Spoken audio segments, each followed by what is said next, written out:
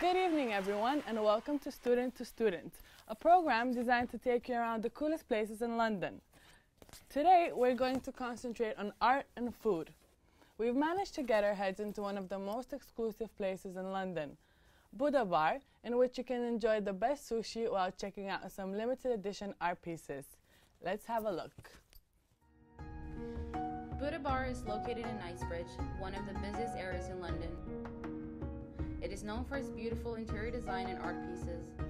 One of the most famous of them are the crystal dragons, which change colors through the night.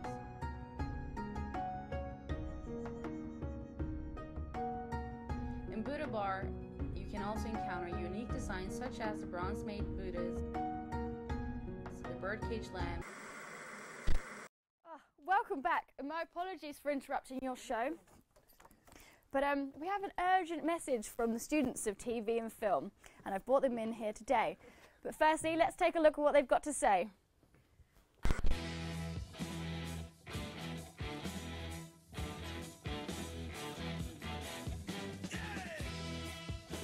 I think it's kind of similar to last year's, which was a bit of a shame. But last year's was still pretty good fun though, so it should be a good way to finish off the year, I think.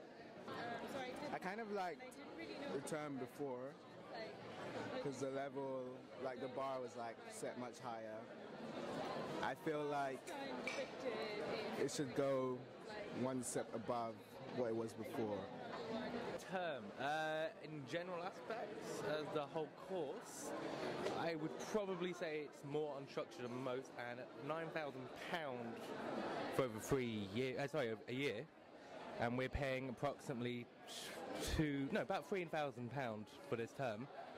I'm in here less than a full day over the term. I think it depends on what you do with the information that is given to you, because I mean you can always turn things that don't go necessarily the way you want into something better. Well, the specialism were a bit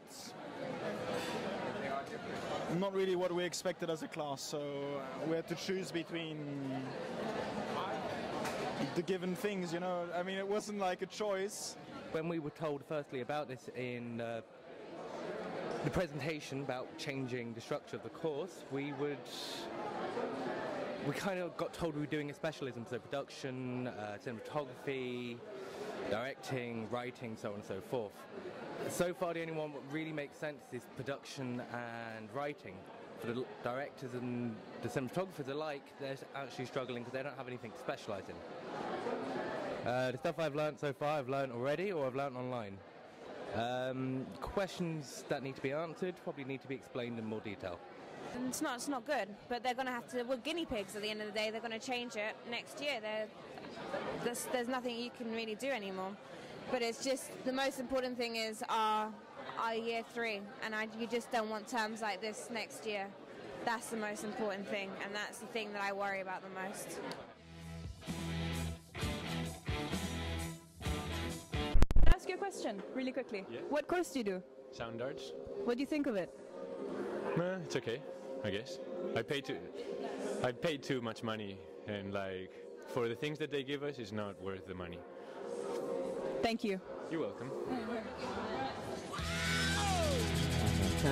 So as you can see, there are a lot of opinions about how the course is working in general, and the students, us, don't only have the right to be heard, but also the need. So to elaborate on what you've just seen, we have Brian, we have Alex, and we have Amara. So, Alex, tell me, you said in your interview that some of the students were disappointed with these specialisms. Please tell us more. Okay, well, obviously we had to read validation of our course, and during that time we were getting told we would have a specialism unit in our second year, which was normally held on for our third year. Obviously, we didn't get what we expected. We expected kind of the main role specialities, so production, cinematography, directing, and so on and so forth. Problem is, none of us have actually got what we signed up for, really. Yeah. Even as production, and I specialise in production, I'm doing the pitching and cross-platform. It's not really it's not really what you would expect for. It's also not a lot, is it? You're No, not getting very basically much. you're not getting enough information, and the amount of time you're actually in university, and for British students, that's £3,000 for a term. I'm in here not even a full day. I don't really... You're doing the maths. Yeah. £500 a day. Okay, and Brian, talking of money, as an international student, how do you feel about the money you're paying and for the education you're receiving? Well, I'm paying 15 grand a year, which is almost 6 grand more than most people. But I'm trying to be optimistic about it. Yes, I'm trying to be very, very optimistic about it. It really is no secret that most universities in the world are money pits. And, well, sometimes you just have to suck it up. And, I mean, I come from a country where it's the qualification, the paper at the end of the day that matters. And it's not the process, which is quite sad. But on the flip side, it actually forces students who really want to learn to actually go out and do a lot of self-learning, independent learning, looking for internships, knocking on doors of companies and all that. Do you not think if you put all the money that you've spent into just doing that by yourself without paying it to a university, Definitely, a lot further, definitely. A lot quicker? But I mean, the way the world works today, in most countries at least, they look at your paper first. Yeah. And then they look at your experience after. Expensive bit of paper. So that. it's Maybe quite not a in the sad UK. reality. Yeah, maybe not in the UK. I mean, I think they do in the UK. Experience, Didn't have bloody no, not anymore. degrees. It's a degree. I think a degree without experience is useless. If you have a degree and experience, it's amazing. Yeah, but if you just have experience. No. If in our film and television, you have experience. You go up and up and up. Experience and and connections. And connections. Yeah, it's the connections more than USA, experience. they do look at having a degree. I mean, we can't go to the US without a degree. I'm anyway. gonna interrupt you, Amara, and ask you a question specifically to your rep title. Yes. go Have ahead. you been taking the thoughts and feelings of the course students ahead? Well, if I haven't, then I'm not doing my job properly, but of course I have. I have said something to David, and he has, he